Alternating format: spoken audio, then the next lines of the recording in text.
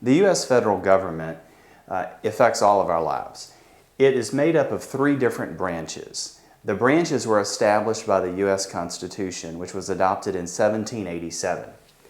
The first branch serves in the Capitol building, the U.S. Capitol building, and it's the legislative branch. Now, there are two parts to the legislative branch. There's the Senate, which is made up of 100 members, 2 from each state, and there's the House of Representatives.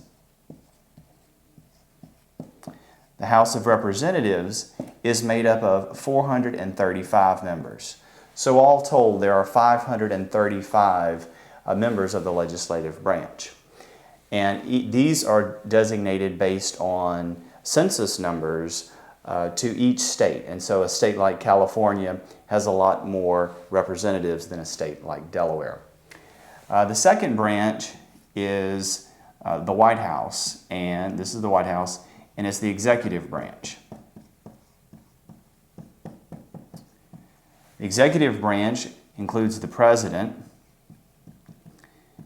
and you have the vice president and the cabinet.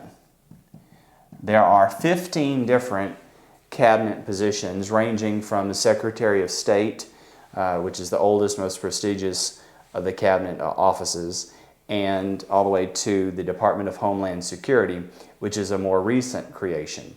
The third branch of the government is the judiciary, which is housed in the Supreme Court, which is the top court of the land. Now, the Supreme Court, underneath them, there's the Court of Appeals, and underneath those are district courts.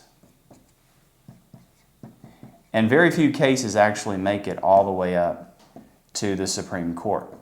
Most cases are heard at the district courts, and then if one of the sides appeals, it may be heard by the Court of Appeals, and then the Supreme Court is the final arbitrator in any lawsuit that is filed.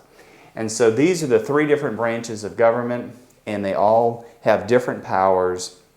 And the Constitution was structured this way so that there are checks and balances between each of them, and they each have a different function.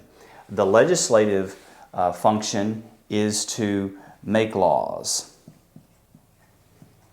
And that's why we hear about different congressmen or senators that may be arguing over which laws we should have.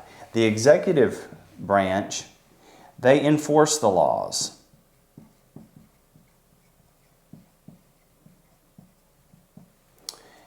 And the Supreme Court and our court system, they oversee the laws and decide which ones are constitutional and which are not, and so they evaluate them. They evaluate the laws. And they can determine if a law should be considered unconstitutional and removed from the books. And so these three branches of government make up the U.S. federal government, and we should know how they are structured and the different divisions of them.